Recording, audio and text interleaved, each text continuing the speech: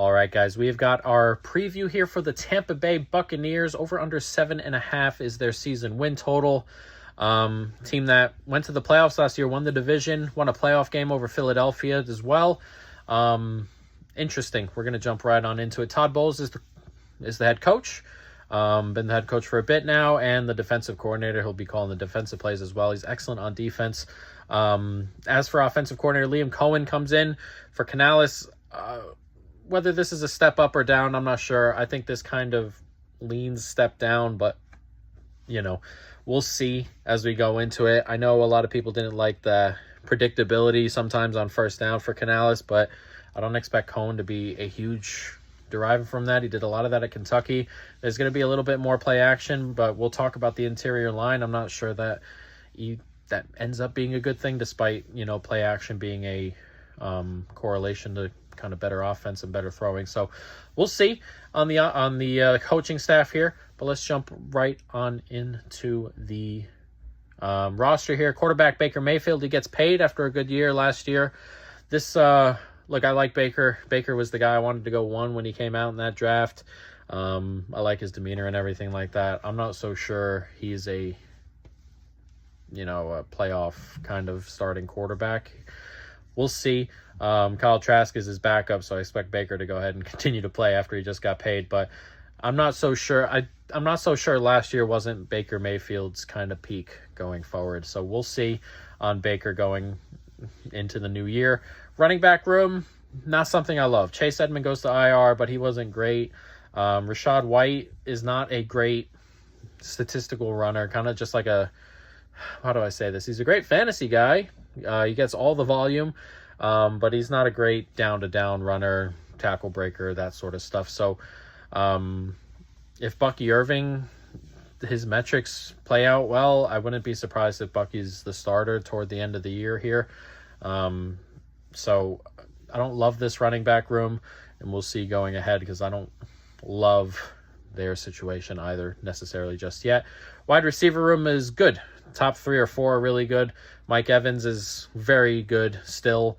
You can pencil him in for 1,007 at least most years. Big dude. He's going to catch all those 50-50s, and most of those aren't going to be interceptions, which is also very important.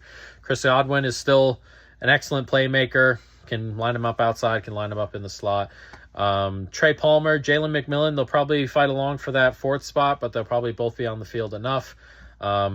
Interesting field stretchers, quick in the slot kind of guys. So I really like that 3rd option that they have here. So the 1, 2, 3, 4 here are very good. And then you kind of have Cameron Johnson and I guess Raheem Jarrett's on the IR, but I don't think they even have others on the roster, which is crazy to me. But very, very thin, obviously, should one of the big guys get hurt. Tight end's pretty good. I like Cade Otton, solid, nothing crazy. Payne Durham behind him. Yeah, nothing much to say about the tight end room. It's okay, nothing crazy. Will do. Offensive line is interesting. Left tackle Wirfs, still excellent. As they moved him over to the left, and then right tackle Luke Gadecki had a solid year last year. I believe he was top 25 in tackles, which is, well, there's 2 a team, so decent enough there. And then Wirfs is excellent. So the tackles are good. It's the inside I worry about. Ben Bredesen comes in. Cody Mack was okay-ish. And then you have a starter at center, which is a difficult position really to come in and get to it. So I worry about the interior of the offensive line. And we were talking about there's probably going to be more play action here. And when you give up pressure up the middle on play action, that is a huge problem. So play action is obviously a great thing, but there could be problems with, the way the offensive line blocks. So we'll see as we go into the new season, but there could be potential problems there. Overall, in the offense, it's okay. I think Baker Mayfield steps back. Don't love the running back room, like the wide receiver room. So it's an interesting team, and it's a new coordinator. So, there could be changes there. And, sometimes these things take a couple weeks to kind of get going, and we'll see with the Bucs early on. Defense. Todd Bowles did a good job with the defense. He continues to do a good job with the defense. It's a decent unit. We'll jump right on into it. The D-line, there's plenty of potential here for sure. It's probably average to just below average in terms of the rest of the NFL, but there's potential for it to move up. Vita Vea, big old guy, but down to down, he's more of a highlight guy. His highlights are absolutely insane, but down to down, the metrics aren't there, the pressures aren't there where you would like him to be, so you would like him to kind of step up. Whether he will or not, we'll see. Kalijah Cansey has plenty of potential there at pass rush. I really like him. Logan Hall is solid on the inside there. Edge, Joe Tryon, he's okay. Nothing great. Still young enough, has plenty of athletic tools, can still get that going. Like him to take a step. Yaya Diaby, similar, excellent. Excellent. He's pretty solid on the edge. Chris Braswell, decent enough. So edge is okay, but there's potential there to step up. Golston on the interior is decent backup. So it's relatively solid depth, but no super standouts here unless Cansey takes a really, really big step, which he definitely can. So it's okay. Nothing great. Linebacker unit, interesting. Levante David finally took a step back. Finally a little bit of decline there. He's kept it up a really good career here, but it's slowly coming to a close. You would feel like we'll see if he can still be a solid starter. I mean, decline for Levante David still puts him in a solid starter range, so hopefully he doesn't drop anymore. KJ Britt probably starts alongside him.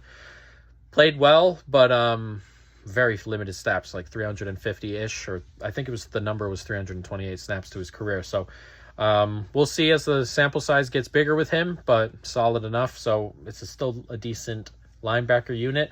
But there's also potential for the bottom to fall out in this unit if Levante David really falls off a cliff and KJ Britt is just not who he's shown in his first couple of snaps. So while it's solid enough, there's potential for the floor to kind of come out here. I don't expect it to, but the potential is there, of course. Secondary is pretty interesting. Safety is solid. They bring in Jordan Whitehead, who's okay, but he's going to be playing next to Winfield, who's, top 2 safety right now in the league. He's been excellent, so that may even step up Jordan Whitehead's game a little bit.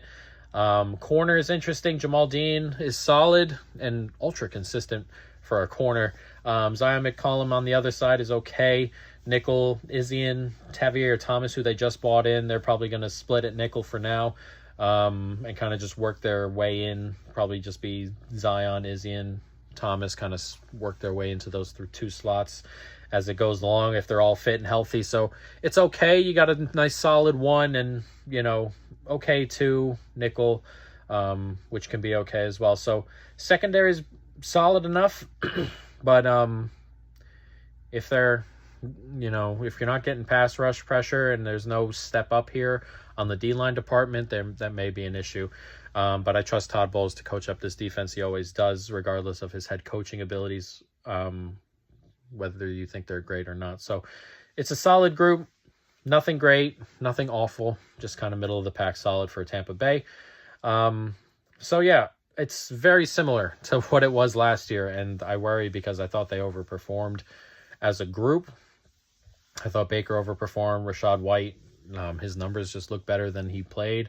Interior of the O-line has potential problems. So we'll see as we kind of go forward. But we can take a look at the schedule. It's not an easy start before their bye. They have Washington at home, and then at Detroit, home to Denver, home to Philly. There are 2 tough games in there split with Washington and Denver, which are, Washington's like a 3.5-point game. Denver probably closer to 4.5 or 5.5, but Washington will be a coin flip early on. At Detroit, home to Philly are really difficult. Then you get back-to-back road division games at Atlanta, at New Orleans.